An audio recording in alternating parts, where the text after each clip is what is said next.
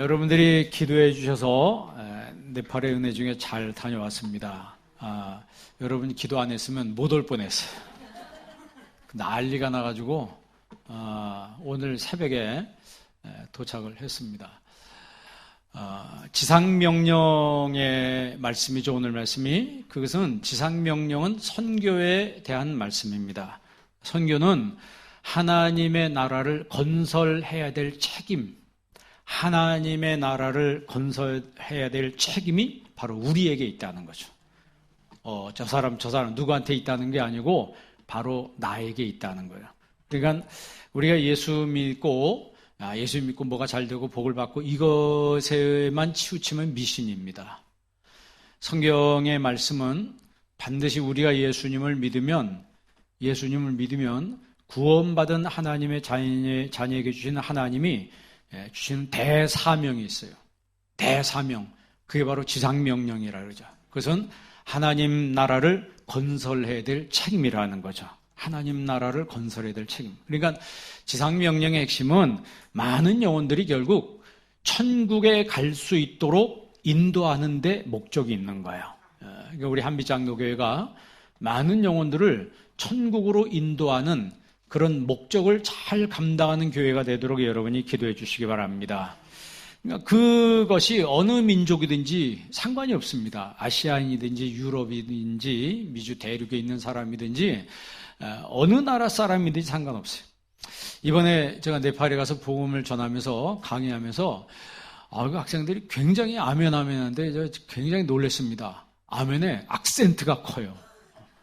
저는 우리 한국 사람들만 그거 잘하는 줄 알았더니 예전에 중국 가서 그 학생 가르칠 때 그보다 더 센 것 같아요. 우리나라 60년대, 70년대, 80년대 그때 막 부흥될 때 가난할 때 확실히 신앙이 좋은 것 같아요. 그때 신앙이 뜨겁고 막 열정적이고 우리나라 좀 살만하니까요. 그냥 다 흐물흐물해지고 식어지고 기도도 안 하고 말씀도 안 보고 전도도 안 하고 그런데 거기는 정말 가난한 나라지만 영이 살아있는 것 같아요. 여러분 어느 곳에 우리가 어디에 있든지 주님이 명령하신 이 지상명령을 우리가 감당해야 될 줄 믿습니다. 그러니까 어느 곳에 가든지 하나님의 나라가 임하도록 우리가 그 사명을 감당해야 돼요. 여러분 예수님이 주기도문에 이렇게 기도하라 했잖아요. 나라가 임하시옵소서. 나라가 임하시옵소서. 그 나라가 무슨 나라예요? 하나님의 나라죠. 하나님의 나라. 그러니까 이 하나님의 나라를 우리가 가라 그랬잖아요. 못 가면 뭐 해야 돼요? 보내야 된다는 거죠. 못 가면 가든지 보내든지. 따라합시다. 가든지 보내든지 해야 된다는 거예요. 그러니까 우리가 이 사명을 감당할 때 정말 하늘나라에 가서 하나님께 받을 상급이 있는 줄 믿습니다. 그 북경신학교 선교사님이 그러잖아요. 하늘나라 가면 너 뭐 해도 하냐 그러면 턱으로 어디 가리키라고요? 저 가리키라고. 나는 못 갔지만 내 보내서 거기서 놀라운 복음의 역사가 일어나고 많은 영혼들이 구원받고 신학생들이 나와서 교회를 개척하고 거기서 영혼을 구원했다면 그게 뭐예요? 내가 하나님의 영광에 쓰임받은 거죠. 그게 쓰임받은 거라고. 그 바울 신학교가요. 네팔에 있는데 4층짜리 빌딩이에요. 제일 큰 것 같아요. 학생이 50명인데 그 기숙사, 식당, 강의실 다 있더라고. 다 갖춰져 있어요. 이제 평일날 신학생 하루 잡아서 신학생들이 교회 개척한 거 2곳을 가봤습니다. 근데 26살인데 개척하라고 말도 안 했는데 자기가 개척해서 교회를 줬어요. 교회가 좀 허술하긴 한데 교회를 개척해서 목회를 하고 있더라고요. 몇 살 뭐 하는 나이? 예? 그래 성령이 역사하니까 나이와 상관없이 하나님의 복음의 확장을 위해서 일하는 일꾼이 되더라는 거예요. 여러분 우리나라 최초의 순교자가 누구죠? 토마스 목사님이죠. 토마스 목사님 27살에 순교당했어요. 대동강변에서 참수를 당했습니다.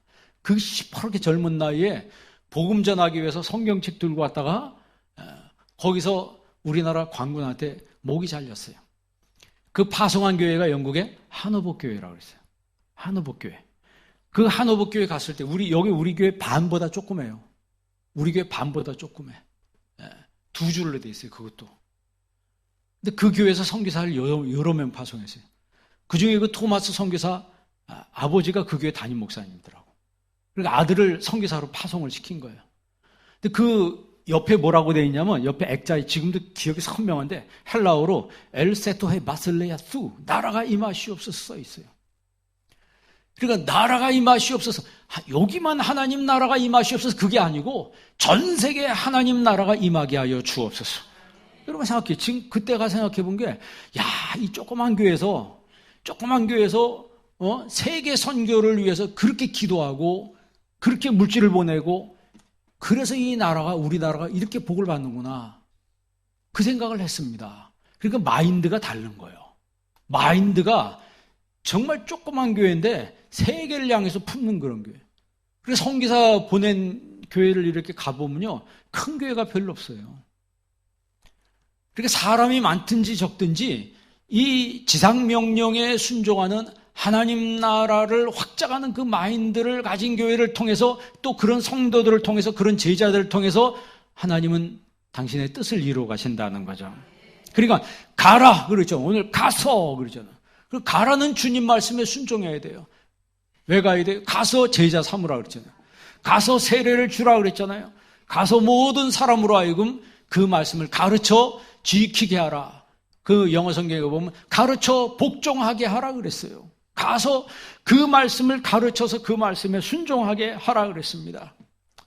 여러분들이 정말 기도 많이 해줘가지고 제가 여러분 기도한 걸 느낄 것 같아요. 이번에 가서 확실히 느꼈습니다. 그 교회를 짓는데 산에다 교회를 전하는데요. 거기 산골짜기 올라가는데 그냥 얼마나 비가 오는지 도로도 좁잖아요. 여러분 그 영화 같은 데 보면은 그 좁은 도로 있잖아요. 왜 꼴짝이 꾸불꾸불 올라가는데 그래도 물길을 지나는데 내가 볼 때는 그냥 갔다가 차가 자빠져가지고 물에 휩쓸려 갈 것 같아. 물이 막 산에서 막 그때 우기예요. 이번에 계속. 하여튼 올 때까지 비가 왔어요. 오는 마지막 날은 폭우가 와가지고 비행기가 내리다가 그 활주로가 하나밖에 없어. 활주로가 국제공항인데 활주로가 짧아가지고 우리나라처럼 탁 스무드하게 내리는 게 아니고 쾅 하고 내려야 돼요. 그래야지 쾅 하고 내려야지 활줄이 길이가 짧게 내요. 쾅 하고 내리는데 그냥 수막혀 비가 막 고여 있으니까 도로 상태가 얼마나 안 좋은지. 그래 비행기가 그냥 휘청휘청에다가 도랑으로 그냥 빠져버렸어요.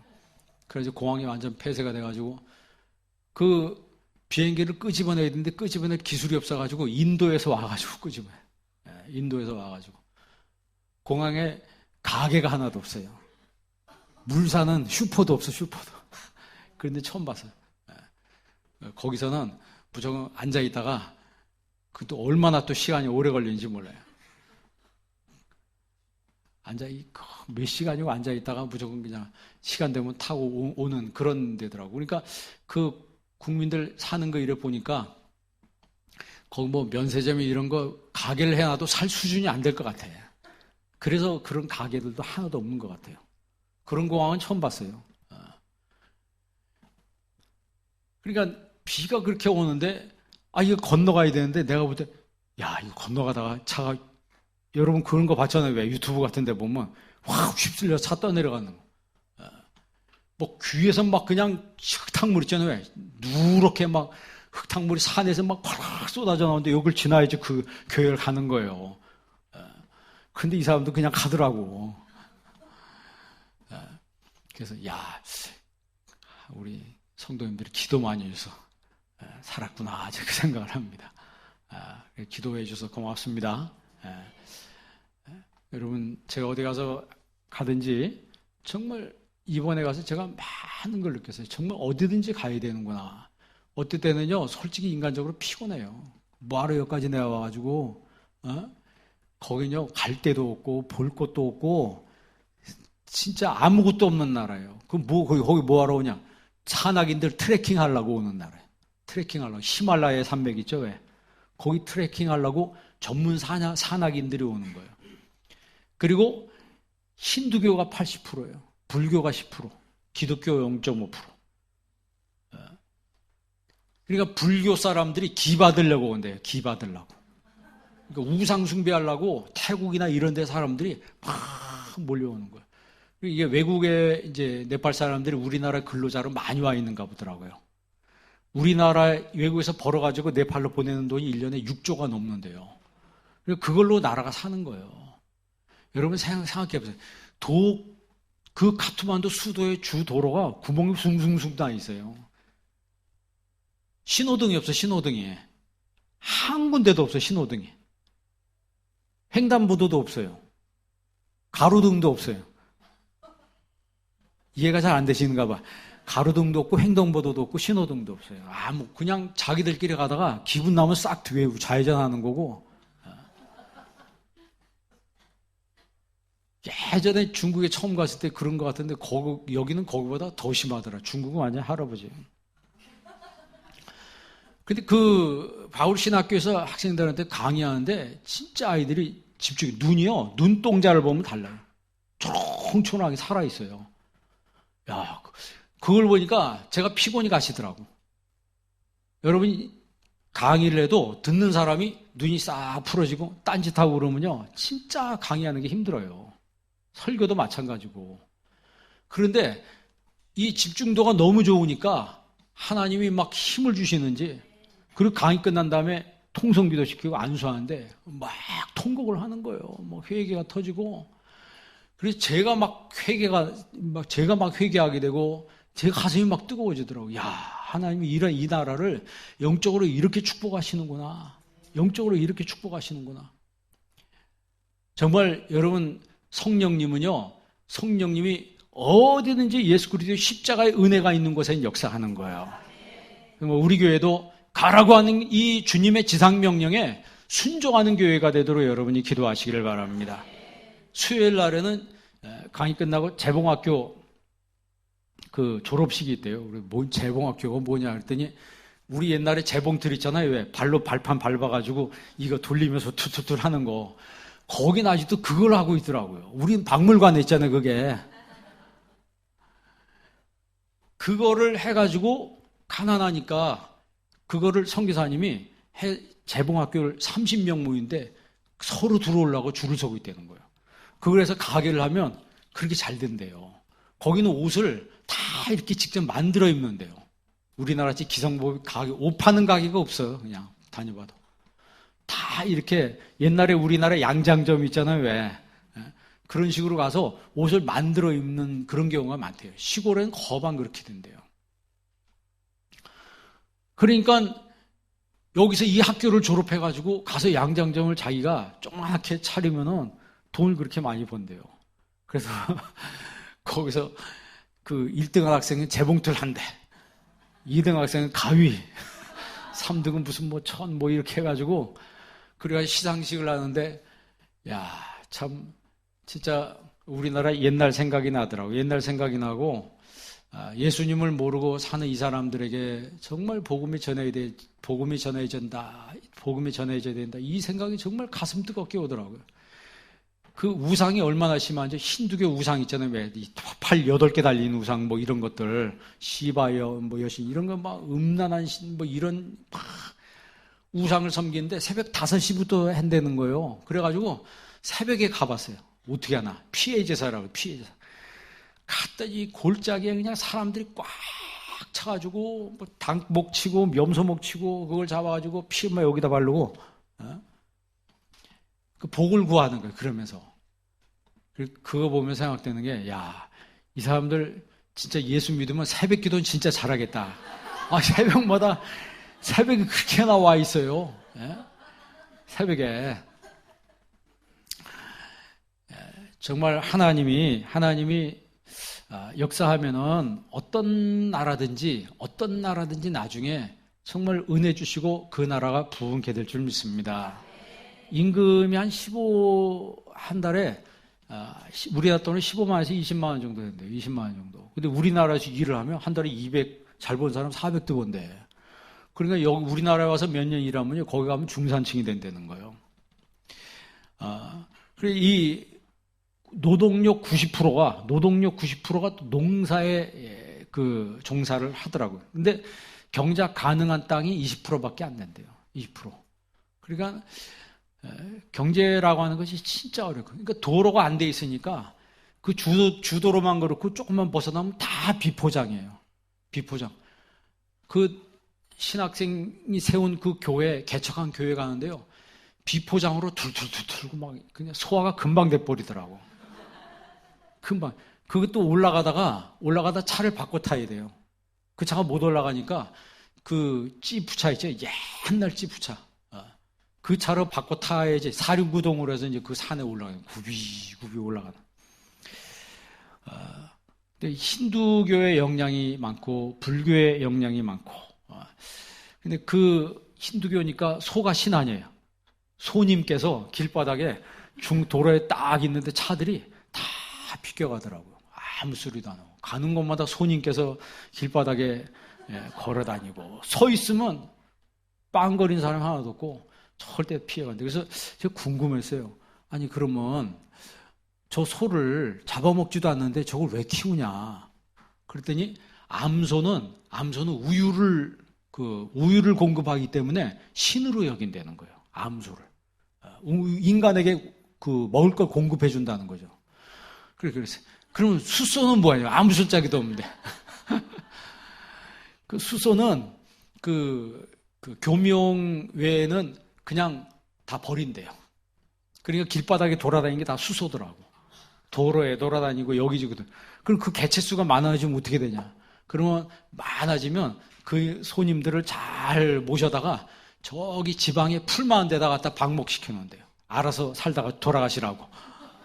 그럼 거기서 살다 늙어서 죽으면 이제 동네 사람들이 묻어준다는 거예요. 야, 소팔자 진짜 무슨. 거긴 소로 태어나야 된다. 뭐 하여튼 소가 신이야. 소가 신이야. 원숭이도 신이고, 원숭이도 절대 건드리면 안 되고. 그런데요, 5년 전인가 4년 전에 그 네팔에 지진이 일어났잖아요. 지진이 일어났는데, 산에 있던 힌두교 사원들이 다 무너졌네요. 다 8,000명이 죽었대요. 여러분, 말이 8,000명이지 8,000명이 얼마나 남았습니까? 그런데 이 사람들이 산에서 다 쏟아져 내려왔는데, 교회가 세워지는데, 교회는 하나도 안 무너졌대요. 교회로 막 사람들이 다 밀려 들어와서 교회에서 막 인산인해를 펼친 거예요. 그러니까 NGO에서 막 긴급 구호물자가 다 어디로 오냐면 교회로 오는 거예요. 그러니까 소음이 나가지고 구호물자 받기 위해서 살기 위해서 그 미신이 있으니까 힌두교 사원은 무너지는데 어디는 안 무너졌다? 교회는 안 무너졌다 그러니까 안 믿는 사람은 다 교회로 몰려. 아주 교회가 그때는 아주 그냥 엄청 붕괴해가지고 꽉꽉 찼대. 그래가지고 예수 믿는 사람이 많았대요. 실제로 예수 믿는 사람이 그때부터 많아지니까 정부에서 이게 막 제재를 가하는 거예요. 제재를 가해. 그래가지고 작년에 그 전도 금지법을 통과시켰대요. 교회가 막 부흥될까봐. 힌두교 나라 아니에요. 힌두교 나라. 그런 박해가 있어도 이 정말 교회가 성도들이 신앙이 살아 있어요. 목요일 날은 네팔 목사님들이 모여가지고 성경 공부하고 말씀 듣고 은혜 받는 시간이 있더라고. 그러니까 목사님들이, 네팔 목사님들, 현지인들이 목요일 날 또 쫙 와가지고 그 학교에서 강의를 들어요. 여러분, 예수님 말씀하신 지상명령은요, 선교하라는 거예요. 선교는 간단해요. 하나님 나라를 퍼뜨리는 거예요. 하나님 나라를 퍼뜨린 거예요. 우리 교회가 세워진 것도 하나님 나라를 퍼뜨리기 위해서 세워진 거예요. 그러니까 우리가 잘못 알면은 그냥 내가 예수 믿어서 복을 받고 나만 잘 되고 뭐 넓히고 뭐 넓히고 크게 뭐 이것저것 사고 그래서 자식 잘 되고 하면 이게 복이다. 성경은 절대 그것이 목적이 아니라고 말해요. 물론 성경에서 그 복에 대해서 이야기를 했어요. 그러나 성경에서 말하는 진실한 우리가 구원받은 목적은 열방을 향해 복음을 전하라는 거예요. 열방을 향해 복음을 전하라는 거예요. 제가 이번에 가서 진짜 이런 나라 처음 가봤는데 네팔이 어떤 나라인지도 모르고 갔어요. 사실 오라고 해서 가서 했는데 제 가슴이 진짜 막 뜨거워지더라고요. 하나님이 정말 오라고 하신 거로구나. 오라고 하신 거로구나. 우리 교회가 선교 사명을 감당하도록 여러분이 기도하시길 바랍니다. 그러니까 교회가 목회가 잘 되면 목회가 잘 되는 교회가 선교를 또 열심히 해요. 반대로 목회가 안 되는데 선교 열심히 하는 교회는 없습니다. 목회가 잘 이루어지는데 선교 안 하는 교회도 없어요, 또. 그러니까 우리 교회가 어떻게든 부흥이 돼야 되는 거예요. 성도들이 영성이 깨어 있을 때 하나님 나라 확장을 위해서 하나님이 우리 교회를 쓰실 줄 믿습니다. 16절 말씀을 보십시다. 16절 다 같이 한번 읽습니다. 11제자가 갈릴리에 가서 예수께서 지시하신 산에 이르러. 아멘. 자, 이제 예수님께서 제자들을 사용하시는데 여기 보니까 처음에 12제자예요? 11제자예요? 11제자예요. 몇 명이 빠졌어요? 한 명이 빠졌어요. 누가 빠졌어요? 12명으로 시작했는데 한 명이 탈락했어요. 이 탈락한 한 명을 향해서 예수님이 마귀라 그랬습니다. 너희 중에 한 명은 마귀니라 라고 예수님이 얘기했거든요. 그러니까 가룟유다 이 사람이 잘 쓰임받다가도 어느 순간에 우리가 사탄의 수하로 전락할 수도 있는 거예요. 예수님께서 그 유다를 보고 뭐라고 얘기했습니까? 저는 차라리 낫지 아니하였으면 좋을 뻔했느니라 그랬어요. 예수님께서 이 부활하시기 전에 십자가 지시기 전에 제자들에게 말씀하신 내용이 있습니다. 내가 십자가 질 거다. 그런 다음에 십자가 지고 3일 만에 부활할 터인데 그때 너희들은 어디로 오라? 갈릴리로 와라.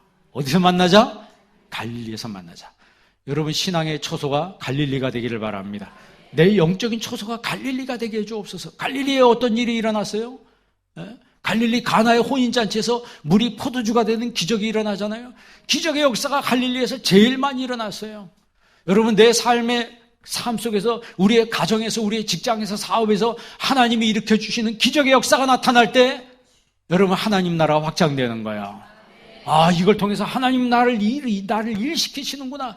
이걸 통해서 하나님 살아계신 거 보여주시는구나. 이걸 통해서 하나님이 일하시는구나 라고 하는 것을 우리가 간증할 수 있잖아요. 아무것도 없는데 무슨 간증을 합니까? 내 마음이 냉랭하게 얼음장처럼 냉동실처럼 차가워져 있는 사람이 전도하는 거 봤어요? 기도하는 거 봤어요? 간증하는 거 봤습니까? 냉장고처럼 얼어붙은 사람에게는 아무것도 일어나지 않습니다. 그러나 우리가 사도행전 2장 4절에 있는 말씀처럼 성령 바람이 불고 성령에 불이 붙은 사람이 나가서 하나님의 역사를 일으키는 거예요. 하나님의 복음의 역사를, 하나님의 선교의 역사를 감당하는 그 사명을 그들에게, 그 자신에게 주셨다는 걸 알고 그들이 생명 아끼지 않고 나가서 복음을 전했을 때 하나님 나라가 퍼져나가기 시작한 겁니다. 그런데 이런 하나님의 역사가 이루어질 때 이게 영적 전쟁이라서요. 그 다음 구절 한번 읽어보세요. 17절 말씀 다 같이 한번 읽습니다. 예수를 배웠고 경배하나 아직도 의심하는 사람들이 있더라. 뭐한 사람들이 있다? 제자들은 부활하신 예수님, 지금 예수님 부활했잖아요. 부활하신 예수님 보면서 자꾸 의심하는 거예요. 신앙생활 할 때 마귀가 제일 많이 쓰는 도구가 의심입니다. 자꾸 의심해. 내가 믿는 내 믿음을 의심해요. 여러분 신앙이 떨어지면요 자기가 한 기도를 의심해요. 자기가 한 기도를 의심하고 자기가 기도하면서 의심해요. 이거 이루어질까 의심하면 되니까요. 그게 바로 마귀 역사예요. 내가 봉사하면서 내가 정말 이거 해도 소용이 있나? 이렇게 열심히 내가 교회 섬기는데 이거 뭐 정말 나한테 뭐가 있나? 의심하는 거예요. 전도하면서 의심하고 교회를 의심하고 목사를 의심하고 뭐 이것저것 다 의심해. 그게 뭐냐? 마귀 역사입니다. 여러분 마음에서 의심을 떨쳐내시기를 바랍니다. 의심을 떨쳐내. 여러분 물속에 빠져들어가던 그 베드로에게 예수님 뭐라고 말씀하세요? 믿음이 없는 자요. 왜 의심했느냐? 믿음이 작은 자요. 왜 의심했느냐? 베드로를 향해서 믿음이 작은 자요 그랬어요. 거의 믿음이 없는 수준이라는 거죠. 왜 의심했느냐? 예수님께서 내가 너에게 진실로 이르노니 이 산더러 들려 바다에 던지라 하면 그대로 될 것이요. 너희 마음에 의심하지 않고 믿으면 그대로 된다 그랬어요. 의심하지 않고 그냥 믿으면 된다가 아니고 그 이전에 예수님께서 분명히 뭐 하지 말고 여러분 이 시간에 의심을 떨쳐내시기 바랍니다. 의심을 떨쳐내고 100% 순도 있는 믿음으로 주님 앞에 나아갈 때 주님이 그 사람을 들어 쓰시는 거예요. 베드로가 고넬료의 집에 갈 때 환상을 먼저 하나님 보여주셨어요. 위에서 보자기가 내려오는데 잡아먹으라. 그런데 보니까 전부 가증한 것들이에요. 유대인들이 안 먹는 짐승들이에요. 내가 이런 것들 먹어본 적이 없습니다. 하나님 깨끗하게 한 것을 내가 왜 부정하다 하느냐. 그렇게 말씀하시잖아요. 그래서 사람이 찾아오는데 의심하지 말고 함께 가라 그랬어요. 뭐 하지 말고? 의심하지 말고 함께 가라 그랬어요. 그러니까 베드로가 그때 자기 생각을 버린 거예요. 자기 생각을 딱 고쳐. 내 생각이 이거 먹으면 안 되는데. 그런데 성령님은 가라는 거예요. 그래서 의심을 딱 접고 고넬료의 집에 갔어요. 갔더니 전부 이방인들이에요. 유대인들은 이방인들하고 상종을 안 했습니다. 정말 주님이 주신 그 십자가의 복음을 이방인들한테 전한다는 것은 상상할 수도 없었는데 성령님이 자기를 그렇게 푸시하는 거예요. 그렇게 밀어가시는 거예요. 그걸 알고 고넬료의 집에서 말씀을 전합니다. 말씀을 전할 때 고넬료의 집에 있는 사람들에게 성령이 내려왔다 그랬어요. 성령이 내려와서 저들이 방언을 말했다 그랬습니다. 그러니까 베드로가 끝까지 의심했으면 아무 일도 일어나지 않았어요. 그러나 베드로가 의심을 접고 순종했을 때 거기서 성령이 역사하기 시작했습니다. 아브라함도 마찬가지 아니에요? 로마서 4장 20절 말씀 한번 보세요. 로마서 4장 20절. 로마서 4장 20절 말씀 보시기 바랍니다.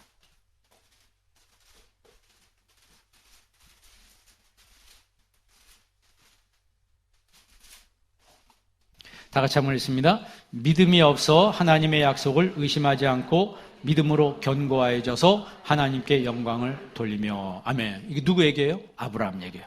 믿음이 없어 하나님의 약속을 뭐하지 않고 의심하지 않았다는 거예요. 믿음으로 견고해져서 하나님께 영광을 돌리며 그랬어요. 그러니까 우리가 살아가다 보면 특별히 신앙생활에서 찾아오는 이 의심, 이게 영적 전쟁이에요.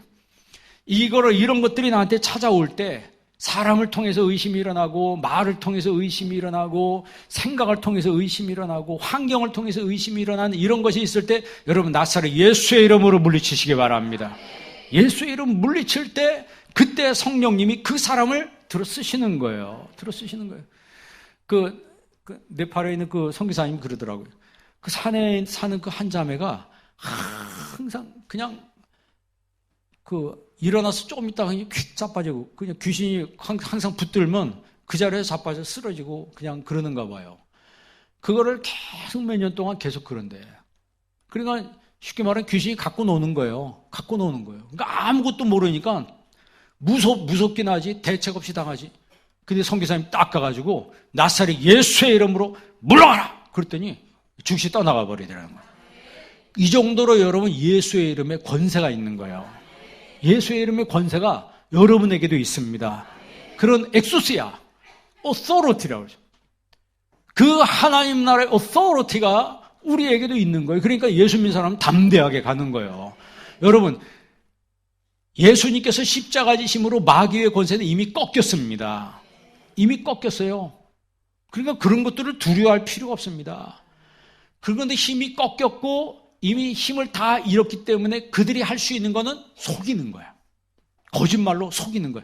거기 속아 넘어가면 그때부터 마음속에 불안과 두려움과 공포가 막 밀려들어오기 시작하는 거죠. 그러나 예수의 이름으로, 예수님의 이름으로 담대하게 나갈 때 하나님이 승리하게 하시는 거죠. 승리하게 하시는 거예요. 그러니까 우리가 승리하려면요, 내 마음속에 일단 의심을 버려야 돼요. 오늘 제자들이 예수님 딱 보고 경배하면서도 뭐 했다 그랬어요? 아직도 의심하는 사람이 있더라. 아직도! 여러분 중에는 없기를 바랍니다. 정말 의심하지 말고 우리의 신앙은 100% 순도 있는 그런 신앙, 100% 순도 있는 믿음으로 내 주님 앞에 나아가게 하여 주옵소서. 나가라 할 필요도 없어요. 그냥 100% 순도 있는 믿음은요, 그냥 지가 알아서 나가요. 주변에서, 그 집에서 알아서 떠나갑니다. 그 주변에서 알아서 사라집니다. 그러나 내 마음속에 의심이 일어나고, 미움이 일어나고, 원망이 일어나고, 그럼 그 사람을 이제 쓰는 거예요, 마귀가 와서. 환경이 늘 그 집에는 슬픔의 환경이 만들어져요. 늘 부정적인 환경과 어두움의 환경이 만들어져요. 그러나 여러분, 예수 그리스도의 십자가의 복음이 우리 안에 들어올 때 우리의 집에 광명이 시작되는 겁니다. 내 안에 광명이 시작되니까 우리가 가서 이 광명을 전해야 되는 거 아니겠어요? 여러분 18절, 17절 말씀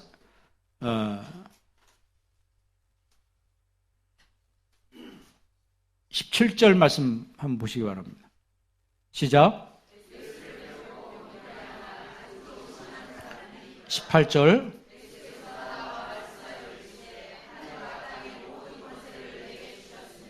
예, 18절. 하늘과 땅의 모든 권세를 누구에게 주셨으니? 예수님께 하늘과 땅의 모든 권세가 있는 거예요. 그 권세 있는 예수님을 믿는 그 사람에게 권세의 역사가 나타나는 거예요. 우리는 여러분 자신을 과소평가하면 안 됩니다. 여러분 양 어깨에 하나님 나라 권세가 걸려 있는 거예요. 그 권세를 가지고 세계에 나가서 복음을 전하고 선교를 할 때 거기서 영혼이 구원되는 역사가 일어나는 겁니다. 그 다음 9절, 19절 말씀 읽어보세요. 19절 나가지 있습니다. 그러므로 너희는 가서 모든 족속으로 제자를 삼아 아버지와 아들과 성령의 이름으로 세례를 주고 내가 너희에게 분부한 모든 것을 가르쳐 지키게 하라. 볼지어다 내가 세상 끝날까지 너희와 항상 함께 있으리라 하시니라. 아멘. 이 19절, 20절 할 때 19절에 그러므로 이렇게 시작돼요. 접속사 아니에요? 그러므로. 그것은 예수님의 주권과 그 예수님 명령 사이를 연결해주는 연결고리 역할을 하는 거예요. 연결고리를 역할하는 거예요. 하늘과 땅의 모든 권세가 이미 예수님께 주어졌기 때문에 이제 그 예수님의 권세로 너희가 나아가면 그 권세를 가지고 가라 그랬잖아요. 가서 제자를 삼고 세례를 주고 가르쳐 지키게 하라 그랬어요. 여기서 본 동사는 제자 삼으라라고 그랬어요. 제자 삼으라. 마세 듀사테라고. 제자 삼으라. 보리오 젠테스. 가라. 밥티존테스. 세례를 주라. 디다스 콘테스. 가르치라. 다 분사예요. 제자 삼으라라고 하는 마세 듀사테라고 이 제자 삼으라라고 하는 걸 수식하는 다 분사입니다. 그러니까 이 사명이 저와 여러분에게 있다는 거예요.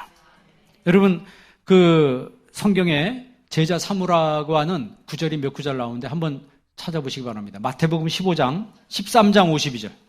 마태복음 13장 52절. 마태복음 13장 52절 한번 찾아보세요. 다 같이 있습니다. 예수께서 이르시되 그러므로 천국의 제자된 서기관마다 마치 새 것과 옛 것을 그 곳간에서 내오는 집주인과 같으니라. 아멘. 여기 보면요, 천국의 제자된. 자, 제자인데 무슨 제자? 천국의 제자예요. 와, 좀 느낌이 좀 다르지 않아요? 무슨 제자? 여러분도 천국의 제자가 되기를 바랍니다. 천국의 제자된 서기관인데 예수님의 제자가 된 거예요. 마치 새 것과 옛 것을 그 곳간에서 내오는 집주인과 같으니라. 이게 무슨 뜻이냐면 천국의 제자된 사람들은 자기 곳간에서 옛 것도 꺼내고 새 것도 꺼내는 집주인과 같다는 거예요. 그러니까 주인은 곳간에서 자기 마음대로 옛 것도 꺼내고 뭐도 꺼내고 새 것도 꺼내는 집주인과 같다는 거예요. 그러니까 하나님이 이 땅에서 주의를 감당한 사람에게 물질도 사용할 수 있는 권리를 주신다는 거죠. 권리를 주신다는 거예요. 또 한 구절 보세요. 마태복음 27장 57절 한번 읽어보세요. 마태복음 27장 57절 한번 보시기 바랍니다. 다 같이 한번 읽습니다. 저물었을 때 아리마대의 부자 요셉이라는 사람이 왔으니 그도 예수의 제자라. 아멘. 아리마대 요셉이 이미 예수님의 제자가 돼 있었어요. 어떻게 그가 제자가 돼 있다고 하는 그 경위에 대해서는 설명하지 않았지만 그러나 분명한 사실은 성경은 예수님이 돌아가셨을 때 이미 아리마대 요셉은 누가 돼 있었다? 예수님의 제자가 돼 있었다는 거예요. 근데 거기 수식어가 뭐라고 돼 있어요? 아리마대 부자 요셉이라고 했어요. 가난뱅이 요셉이 아니고 부자 요셉이에요. 그러니까 자기가 이미 만들어놨던 그 무덤도 누굴 위해서 공개했어요? 예수님을 위해서 공개했어요. 그러니까 부자가 되는 목적이 뭐예요? 나 혼자 잘 먹고 잘 사는 게 아니고 solely their glory, 하나님 영광에서 쓰임받는 것이 부자가 되는 목적이라는 거죠. 하나님이 주신다면 하나님 이거 도로 주님 앞에 돌려드리겠습니다 라고 했을 때 하나님이 그 사람에게 더 크게 축복하신다는 것이죠. 사도행전 6장 7절 한번 보시기 바랍니다. 사도행전 6장 7절 한번 읽어보세요. 사도행전 6장 7절입니다. 다 같이 읽습니다. 하나님의 말씀이 점점 왕성하여 예루살렘에 있는 제자의 수가 심히 많아지고 허다한 제사장의 무리도 이 도에 복종하니라. 아멘. 하나님 말씀이 점점 왕성했더니 제자의 수가 얼마만큼? 심히 많아지고. 그러니까 사도들이 제자 삼는 이 사역을 감당했을 때 그냥 많은 게 아니고 심히 많아졌다 그랬죠.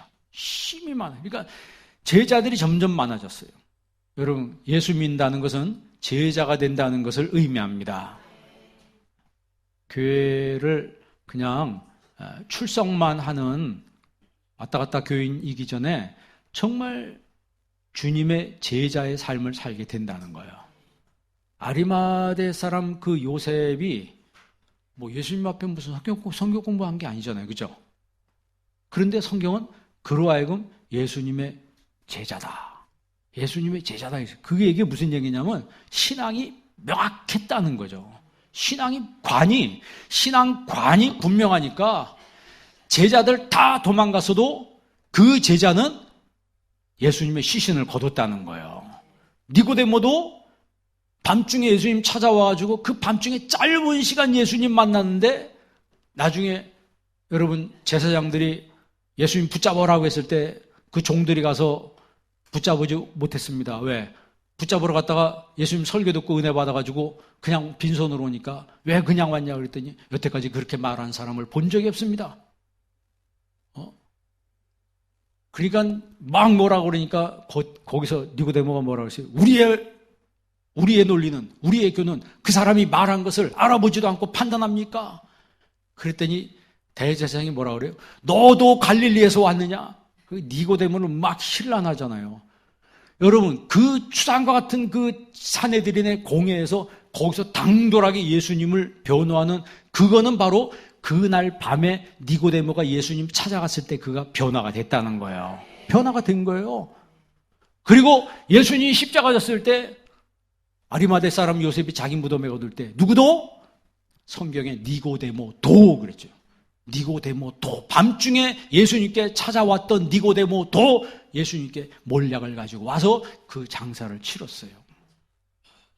있던 제자들은 다 뭐하고? 영광받았던 제자들은 다 순식간에 바퀴벌레처럼 다 도망가 버렸어요. 어딜 간지.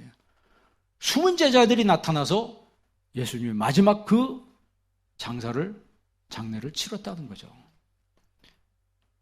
이런 제자든 어떤 제자든 우리가 주님의 제자라고 한다면 여러분 분명한 신앙으로 살아가야 되는 거야. 분명한 사도행전 9장 36절 한 절 더 보세요. 사도행전 9장 36절. 사도행전 9장 36절. 다 같이 읽습니다. 요빠에 다비다라는 여제자가 있으니 그의 이름을 번역하면 도르가라. 선행과 구제한 일이 심히 많더니. 이 도르가라고 하는 이 다비다라고 하는 이 여인을 가리켜서 여제자라고 그랬어요. 여제자. 근데 이 사람이 어떻게 살았다고요? 선행과 구제한 일이 심히 많더니. 그러니까 이 여인은 살아있을 때 자기가 가진 거 가지고 다 사람들을 도와주고 그랬던 것 같아요. 그러니까 이 여자가 죽으니까 사람들이 몰려와가지고 바울한테 이 도르가는 살아야 됩니다. 막 옷을 내보여주면서 이 옷도 도르가가 줘준 거예요. 이 옷도 이 여자가 사준 거예요. 그러니까 선행과 구제를 많이 했다는 거예요. 자기가 가진 것으로 자기만 먹고 하는 게 아니고 하나님이 주신 그 부여와 하나님이 주신 그 풍부함으로 인해서 다른 사람을 섬겼다는 거죠. 그래서 오늘 성경에 이 여인을 가리켜서 뭐라 그래요? 여제자라. 여자 제자라 해서. 여러분 잘 되시기 바랍니다. 그게 목적이 아니에요. 목적이 아닌데 하나님이 나한테 주신 거를 내가 하나님 영광에서 쓸 수 있는 일꾼이 되게 주십시오. 하나님 영광이 쓸 수 있는 일꾼이 되게 해주십시오. 우리나라가 여러분 이렇게 교회가 많아진 게 누구 덕분이라고 했어요? 선교사님들이 여기 와가지고 건물 사고 빌딩 사고 선교사님들이 우리나라에 사실 천문학적인 금액을 이 나라에 쏟아부은 거예요. 그렇기 때문에 저 큰 교단들 있잖아요.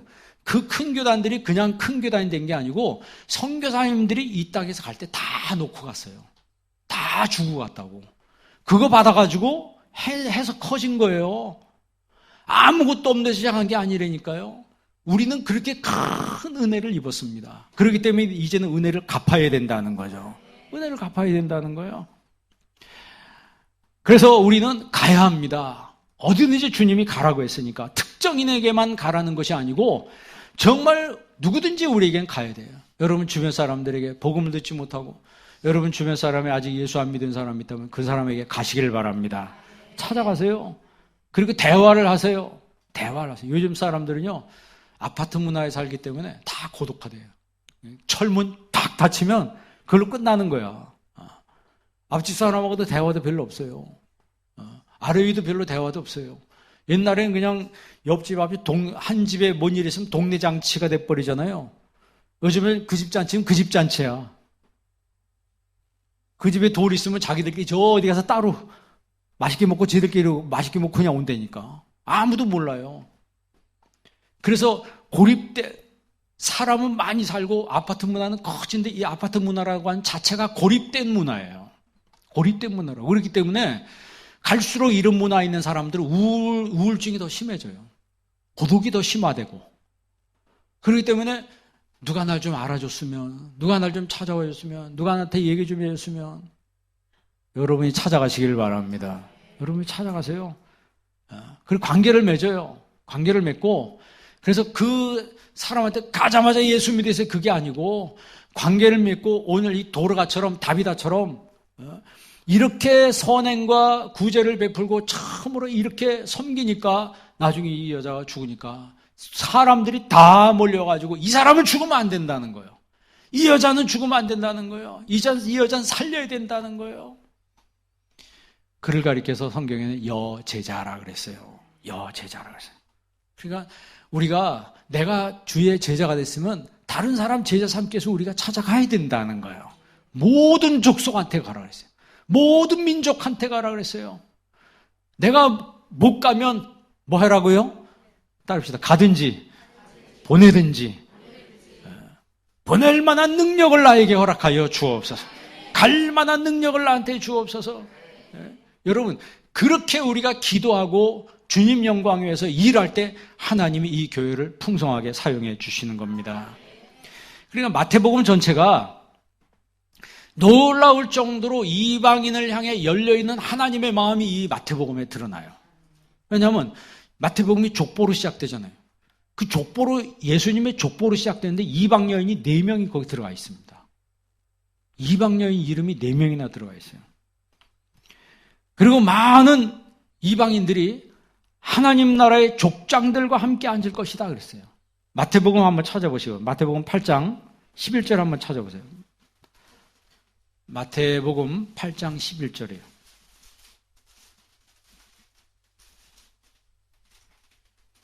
이게 누구한테 한 얘기냐면 그 백부장이 종 고쳐달라고 했을 때 그때 한 얘기예요. 마태복음 8장 11절 다 같이 있습니다.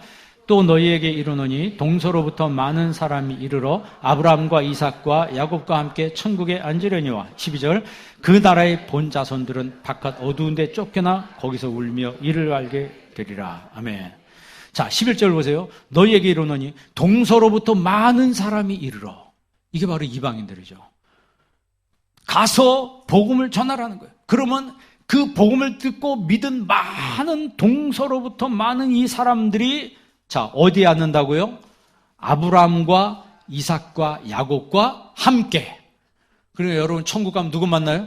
아브라함도 볼 것이고 이삭도 볼 것이고 야곱도 볼 것이고 그들을 앉은 천국에 누구도 앉아요? 누가 그래? 꿈도 꾸시다.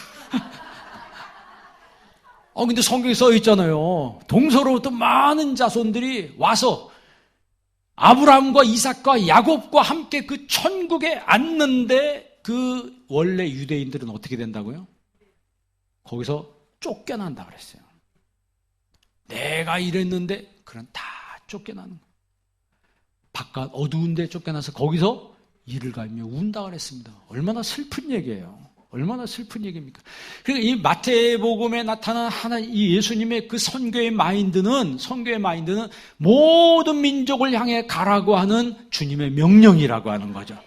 그 명령이, 그래서 지상명령이라는 거예요. 이 명령을 우리가 감당하기 위해서, 이 명령이라고 하는 건 뭐예요? 믿지 않는 사람들에게 하나님 나라가 임하도록 해야 된다는 거죠.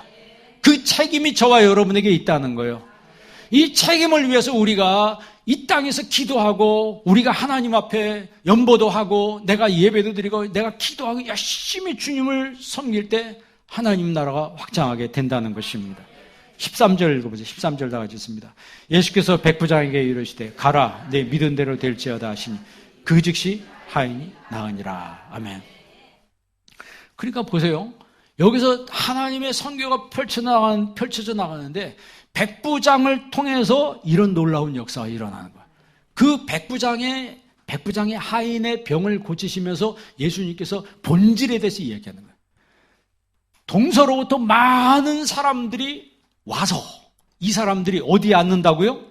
그 천국에 있는 아브라함과 이삭과 야곱의 자리에 앉는다는 거예요. 나라의 본자손들은 어떻게 되고요?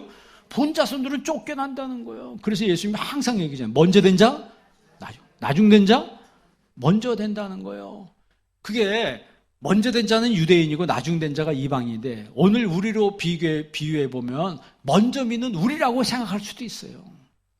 그러니까 우리가 이 먼저 믿었다고 해서 여러분 나태함 속에 빠지면 안 되고, 먼저 믿었어도 여러분 복음의 열정을 소유하는 성도가 되기를 바랍니다.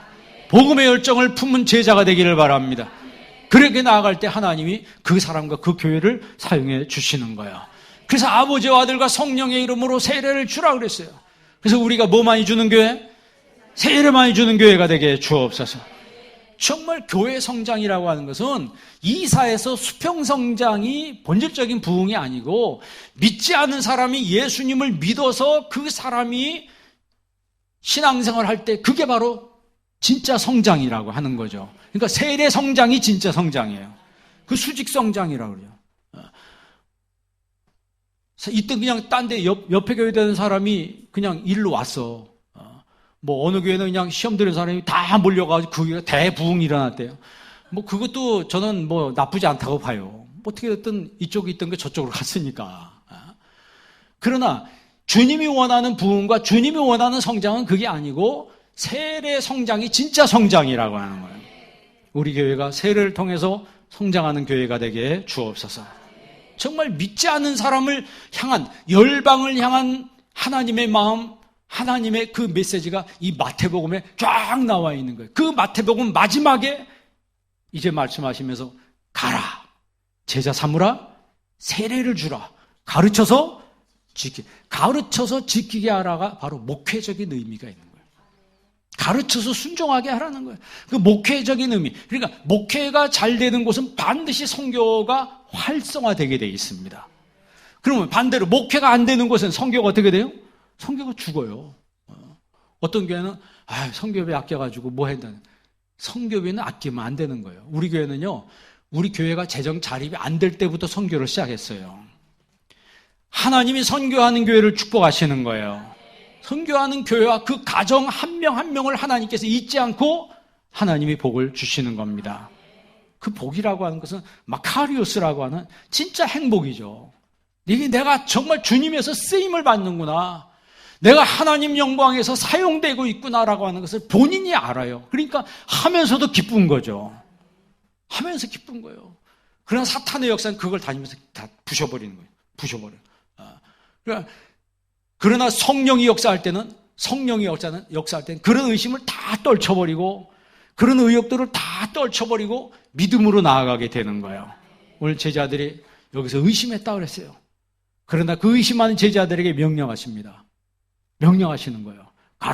가서 너희는 모든 민족으로 제자를 삼으라. 그리고 세례를 주라. 가르쳐 지키게 하라. 보라, 세상 끝나는 날까지 내가 너희와 항상 함께 있을 것이다 그랬어요. 따라해봅시다. 세상 끝날까지 주님이 나와 함께 하십니다. 이 믿음 가지고 승리하는 제자가 되길 주의 이름으로 축원합니다. 기도하겠습니다. 살아계신 아버지 하나님, 오늘 이 시간 저희들에게 말씀 주심을 감사합니다. 부족한 영혼을 통해서 하나님 나라가 확장되며 하나님 나라가 퍼져나가는 귀한 주님의 역사가 이루어지게 하여 주시옵소서. 정말 주님을 위해서 섬기고 봉사하고 전도하고 일한 주의 일꾼들, 주님 나라에 갔을 때 아브라함과 이삭과 야곱과 함께 천국에 앉는 그 축복의 영광에 동참케 하여 주옵소서. 예수님의 이름으로 기도합니다. 아멘.